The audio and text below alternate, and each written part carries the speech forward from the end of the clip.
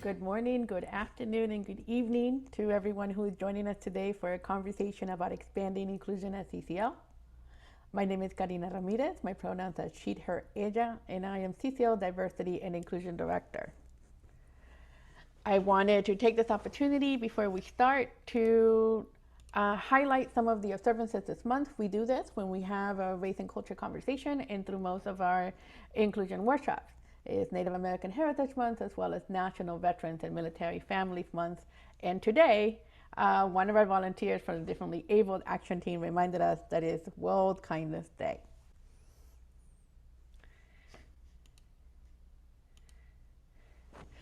So I wanted to take a brief moment to just introduce our panelists today. Daniela Paniagua Ruiz is a first generation second year undergraduate student at the University of California, Riverside. She was part of the summer program for the first time, the Climate and Equity Internship she participated in with the North Lake Tahoe chapter of CCL. Brady Ferguson has been part of CCL since 2015. His activities include co-leading the Peace Corps Action Team and the Territories Lobbying Team, as well as being a member of the Asian Pacific Action Team and a congressional liaison. And Rudine Rush Steele has been a volunteer with CCL for 2 years. Rudine is currently the state of Georgia liaison for Senator Raphael Warnock, as well as a volunteer with the Democratic National Committee. Let me stop sharing for a moment and let us have a discussion about CCL. So I wanted to, at this time, let me make sure that I can see everyone. And I do not see Brady. There he is. I'm here. Okay. There's, hello everybody. Okay. So in this discussion today, I wanted to give each one of you an opportunity to talk a little bit further about why you joined CCL and what is it about the work that keeps you involved. So let me start with Daniela. Daniela, if you would please offer a couple of words, I would appreciate it. Great. Hi, my name is Daniela. I joined CCL this summer through the Climate and Equity Internship that the North Lake Tahoe chapter had. What drew me towards it was the fact that they wanted to include people of color within the organization, which you never really see, especially in my town. You don't really see a lot of Hispanics or anyone of color join anything to do with climate change. And I thought it would be a good opportunity to be able to not only teach myself new things about climate change, but also teach my community while I'm learning as well. Thanks, Daniela. And Brady?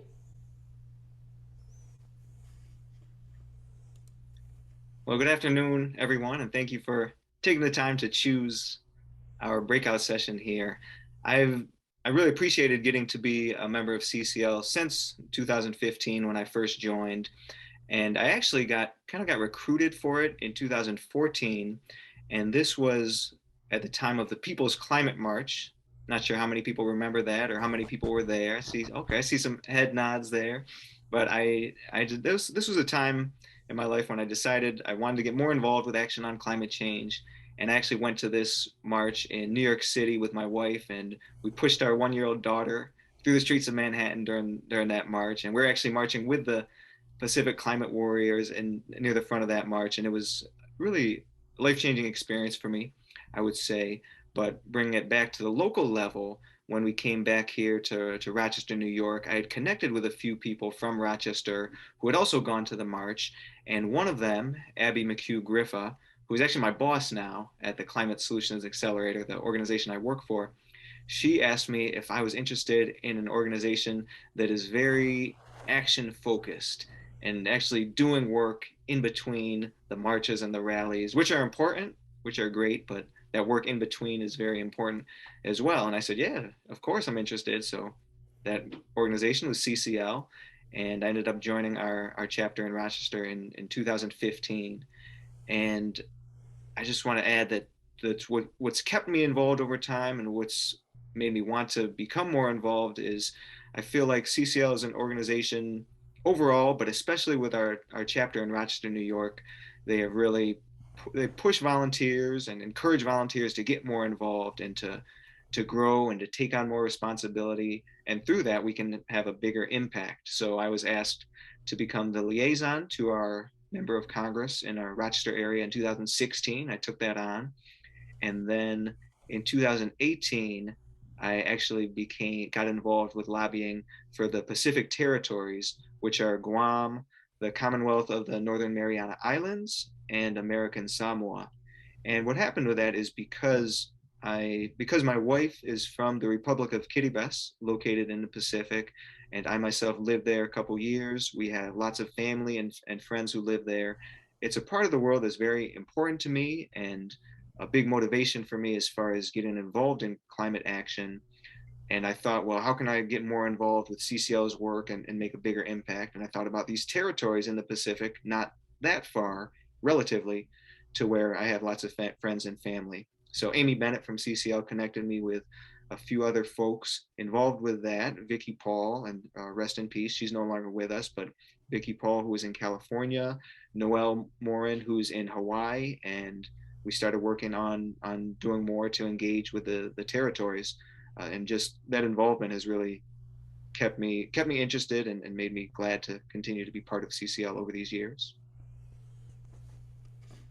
Thank you for sharing, Brady. And Rudine. You're muted, Rudine.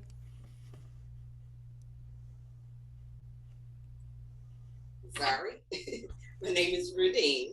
I've been a part of CCL for 2 years, and I found out about CCL by going to a tabling event.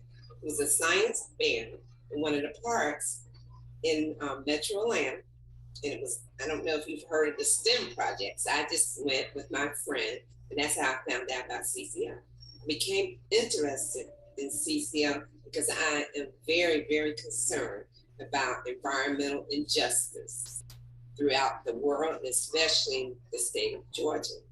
So I am the liaison for one of our senators, our new gentleman senator, Senator Warner. And I'm very, very, he is focused on that. Plus he's from South Georgia, where we have the coastal wetlands.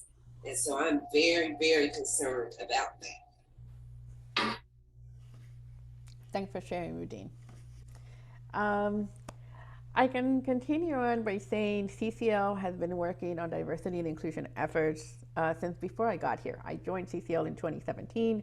It just so happens that a lot of same-minded people joined at the same time. And there were discussions about how do we help diversify and increase the participation of BIPOC volunteers. I was one of many people that had been doing this work to try to have discussions in our communities and to bring those to CCL, and we're talking about everything at this point. So my next question to the panelists is this: what is something that you wish CCL would do, if you so feel, that would make the organization more inclusive? I have received many questions about this throughout the last couple of years, but I figured if you were the person that were, talking directly to people who've made some decisions, what would you recommend? And you can start, anyone.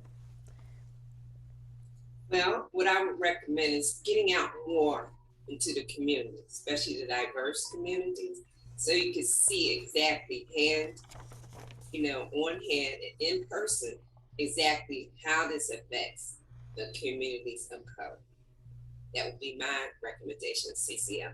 And that way you'll be able to recruit more volunteers without getting there and seeing how it affects hands-on.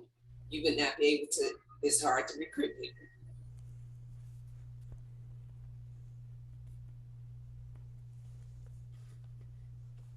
Daniela or Brady? I would say something similar to Rudine. I remember this was one of the things that we did go over in our internship this summer, was how do we include people more. And I've learned as a Hispanic woman that my parents learned from me. And normally That's how it is for many Hispanic households, is that children teach their parents more than what parents can teach their children. So I guess just including youth more and be able to reach out to them, and from there reach out further on to their families and friends.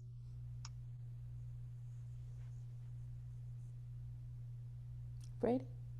Thanks, Daniela. I would agree with what both Rudine and Daniela said. That's important. I think a lot of the work should start with the local chapters, but CCL as a whole can continue to encourage the local chapters to be more inclusive and work on improving as far as diversity. I also would say that I think the action teams are important and a good avenue for improving diversity and inclusion at CCL, and it's been great to see, especially I feel like within the last year or so, a lot of new action teams have been popping up, and that's given people the opportunity to connect with people in different affinity groups and connect with people across the country, even across the world. But I think that there's a lot of potential there with new action teams or with ones that have just gotten started recently for improving diversity and inclusion at CCL.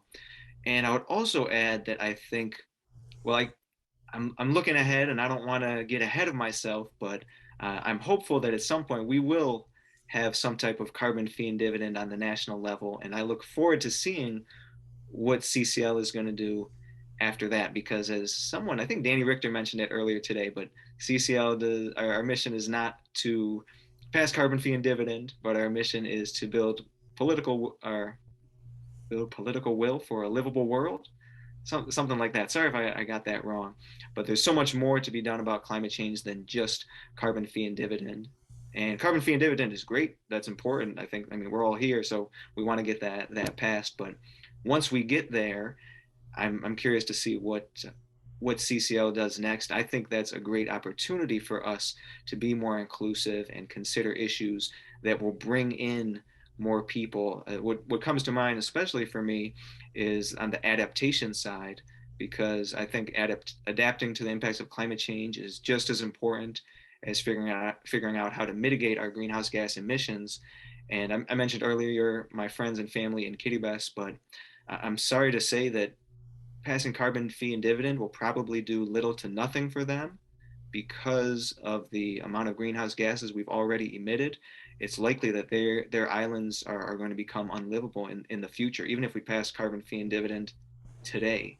So although I'm still very supportive of getting this done, I think there's still a lot more that we have to do and think about migration due to climate change and people being displaced from their homes around the world, but also right here in our country. And Rudine mentioned the communities that we really have to do a better job of connecting with, but we need to be thinking about the more vulnerable communities, more vulnerable people right here in our country.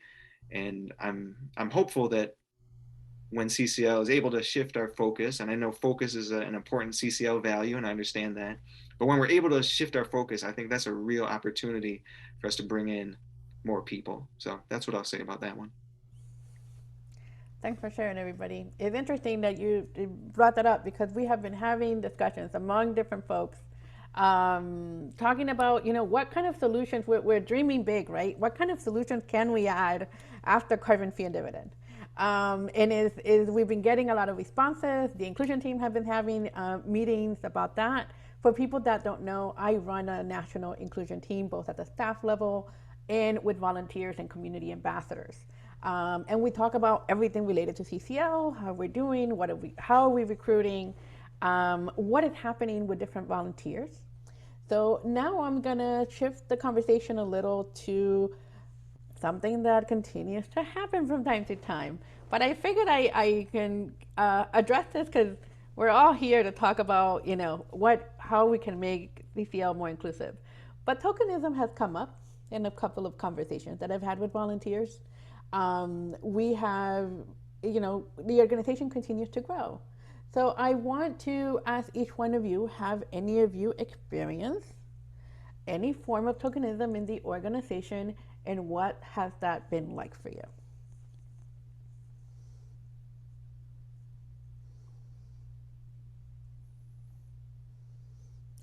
I see the faces. not, encountered tokenism within Metro or my chapter. So that's a good thing.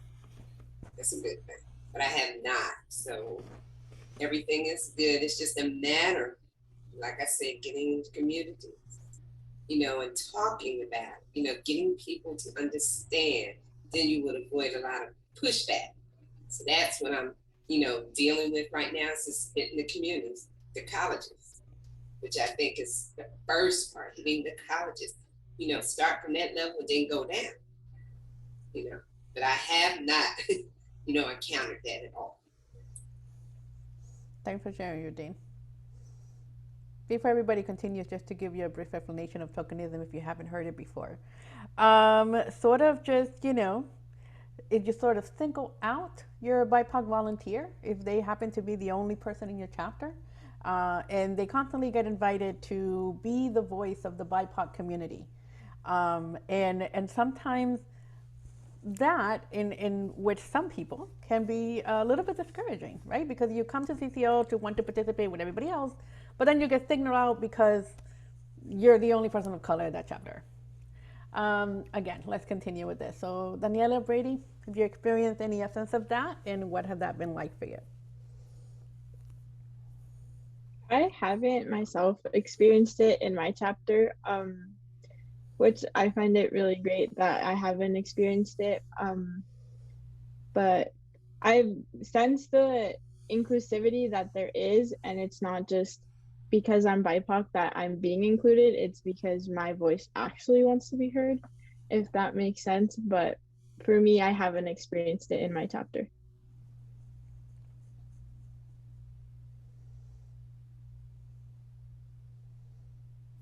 I would also say that I have never felt tokenized through my participation in CCL. On the other hand, I've really felt that I've been welcomed and empowered and pushed to take on leadership roles, not just for someone to be able to check a box, but because people genuinely wanted me to, both in our local chapter here in Rochester and also on the national level. So I feel very fortunate about that. And by the way, I'll just mention, I do identify as mixed race. My mother's family is Okinawan and Japanese. My father's family is German and Scottish.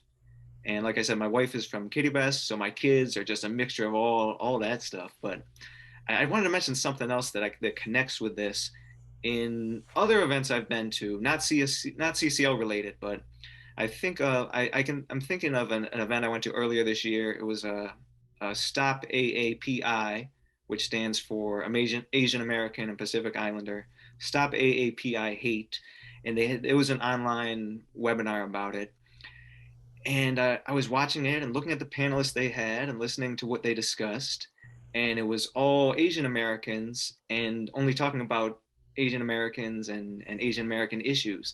And I said, well, if you're including PI in the title, how about you include some Pacific Islanders in there, or talk about something relevant to them? So this event, I felt like they're just throwing in those two letters in the name to make the event feel more inclusive, but it really wasn't. So I'm glad that's something that I've not seen in CCL. And actually, on the other hand, I feel like our Asian Pacific Action Team, which I'm a member of, and sorry to say I don't participate too actively, but I'm glad to be a member of it. And I feel like they've done a better job with this.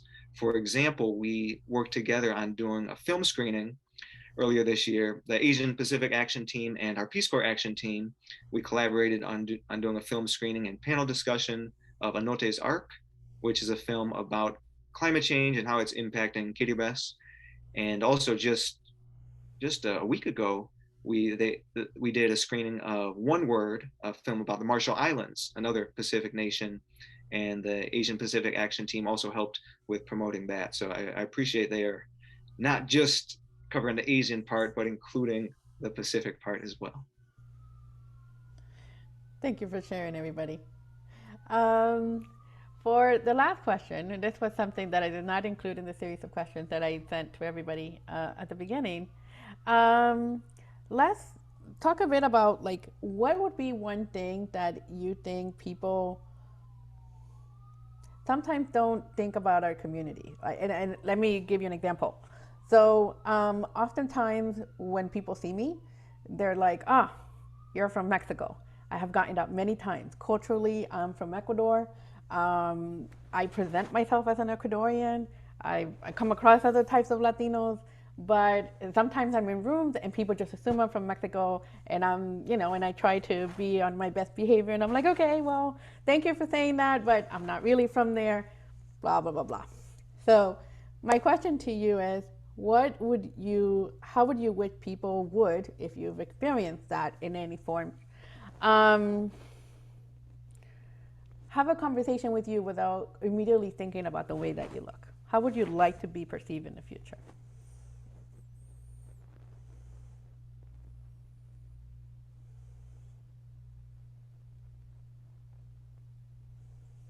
That's a tough one, Karine. Oh, sorry, Daniela, you want to go first?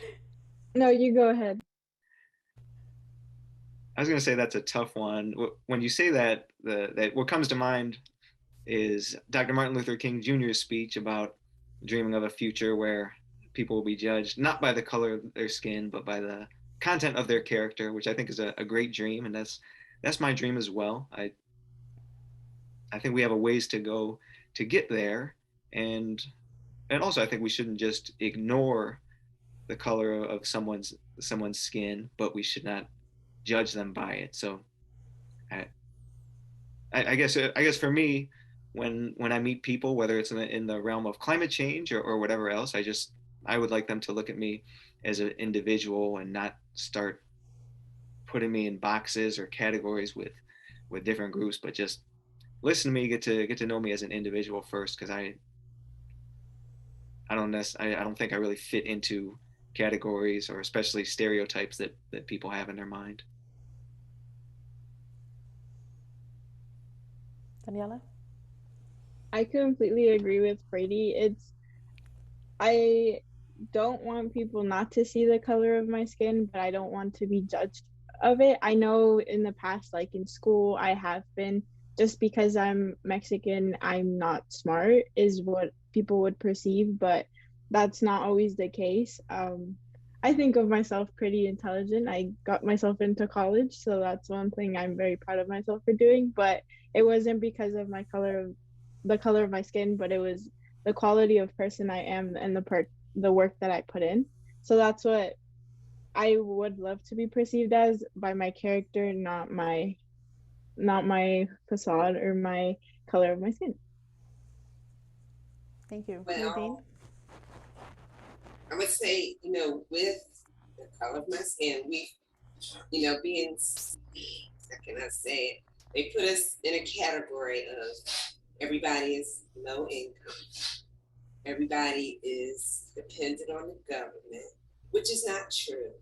They just put us in a category, and I know a lot of that goes back maybe 200, 300 years. It's a mindset that if you're African American, you can only go but so high. And you're always dependent on the government. That's how they stereotype, African Americans. But as far as I'm concerned, we're on the same level. Nobody, makes no difference what color you are. Everybody has that same opportunity to get there. We should not be discriminated against. Everybody is from every country. And as everybody knows, America, when you look at the Statue of Liberty, everybody, you're humble. Everybody is supposed to come into this country or be born in this country and love each other. So instead of stereotyping anybody, we're all able to go to college. We're all able to get those jobs, no matter if it's a woman or a man. So don't stereotype, an example. In our community, stereotype is that everybody kills everybody. Men are always killing each other, women are always killing each other. Another stereotyping thing is, is that in our community, we're always killing each other, and we're acting like we don't want to better ourselves. That's not true. We can't put everybody, because you have a certain percentage that are going to do things, but it's because they have not been educated, enough to know what to do right and wrong. So that's how we're stereotyping and stuff, which I think is wrong.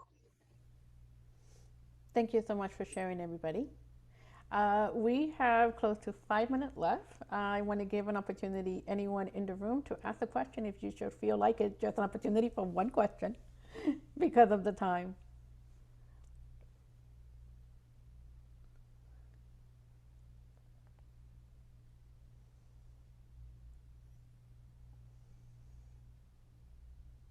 Okay. All right. So let me do this. I just want to thank the panelists for participating Right, today. I think someone might be raising their hand. Oh, someone raised their hand? I didn't see it.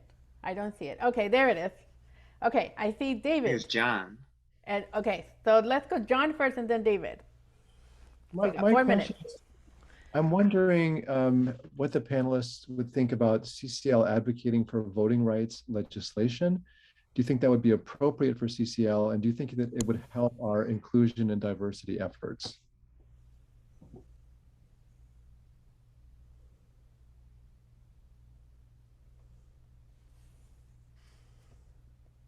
Rudine, did you have an answer? CC, go ahead. Go ahead, Brady. I'll let you go first. No. Well, I know CCL is more African, we're focused on the environment, environmental justice. And to bring the Voting Rights Act in, that's kind of more, how can I say it, more political, different level of political. So our purpose is to focus on environmental justice and the total environment, which affects everybody. So, in my opinion, that's a little too political, because then that'll intermingle us with, parties and all the other mess that's going on. So we just need to focus on the climate and the environment. Brady.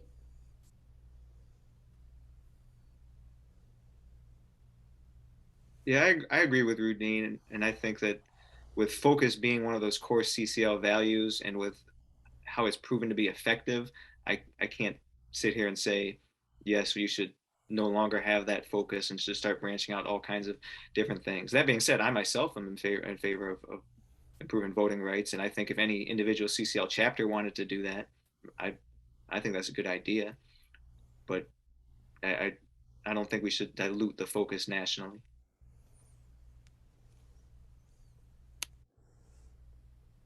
And I will say that I feel that almost all social issues intersect with climate. So I'm sure we're bound to, touch them at some point. We have 2 minutes left. David, if you can get your question pretty I think I can, especially since I agree with what Rudine has said and what Brady has said, and what John has said, and I think they all fit together pretty well. In our local chapter in Philadelphia, which is where I'm from, we've talked about this very thing quite a bit, feeling the need to be able to identify with local environmental justice communities in Philadelphia on issues that they can directly relate to. And at the same time, recognizing that CCL is a national organization, if it's going to keep uniting conservatives and liberals, can't get, as Rudine was putting it, too political, or that coalition falls apart. And we've had a lot of encouragement from the national leadership to go ahead as a local chapter and connect with other groups as we wish and support causes, anything to do from police violence to supporting efforts to shut down a trash incinerator in Chester and other things, and maybe get wind power manufacture going in a great big site in the south of Philadelphia. It has to be done carefully. And we've had an environmental justice discussion group in our local chapter, which has been very helpful to us. Was that 2 minutes? Probably over. It is. We are down to 1 minute. Thank you so much, everybody, for joining us. Look forward to seeing you around the conference. Save the date. December 3rd is our race and culture conversation. We haven't had those in a while. Please look at the community calendar for that. And with that being said, thanks for joining us.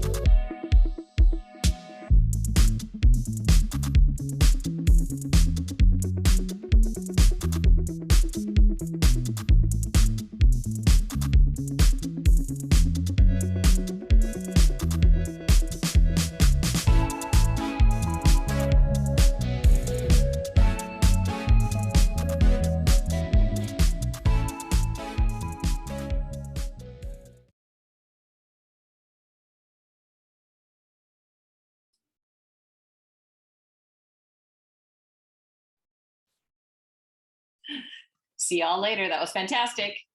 Yes, it was. Have fun. All right, bye. Bye. Thank you for listening to this episode of Citizens Climate Lobby's training program. You can tune into more episodes anywhere podcasts are available. Inspired by what you heard today? Join Citizens Climate Lobby to advocate for bipartisan climate solutions. Go to community.citizensclimate.org to find more trainings, resources, your local chapter, national action teams, discussion forums, and more. Be sure to like our Facebook page and follow us on Twitter and Instagram @CitizensClimate. We also invite all of our listeners to subscribe to our YouTube channel for more inspiration. And together, we are creating the political will for a livable world.